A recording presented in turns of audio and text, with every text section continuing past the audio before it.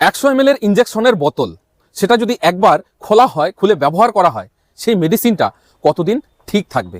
Comment করে জানতে চেয়েছে তন্ময় ভৌমিক। আজকের ভিডিওতে সেই বিষয়টা নিয়ে আমি আলোচনা করব। নমস্কার, আমি কৃষ্ণ ডাকুয়া, ডাকুয়া গড ফার্মে আপনাদের সকলকে স্বাগতম।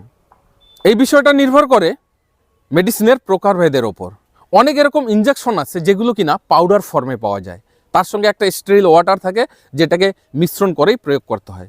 এই ধরনের যদি কোনো ইনজেকশন থাকে সেটাকে 24 ঘন্টার বেশি কিন্তু রাখা যাবে না। পাউডার ফর্মে যদি রাখতে চান আপনি রাখতে পারবেন তার এক্সপায়ারি ডেট অবধি।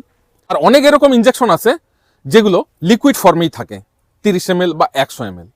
ধরে নিন আপনি কোনো ইনজেকশন নিয়ে আসলেন যেটা 100 ml এর, প্রয়োগ করলেন 10 ml, বাকি 90 ml থেকে গেল। এটা এবার কতদিন থাকবে? সেটাকে যদি আপনি সঠিকভাবে রাখতে পারেন তার এক্সপায়ারি ডেট অবধি থাকবে।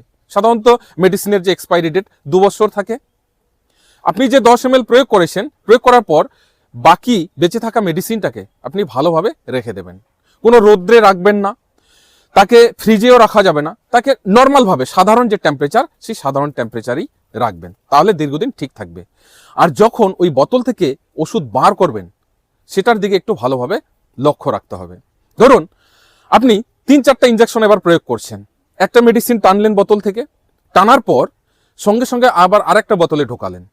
কি হতে পারে, নতুন যে বোতলটা ঢুকালেন এটাকে ব্যাক টানতে পারে, আপনার সিরিঞ্জের মধ্যে যে মেডিসিন সেটা ওই বোতলে চলে যেতে পারে, তাহলে কিন্তু মেডিসিনটা নষ্ট হয়ে যাবে।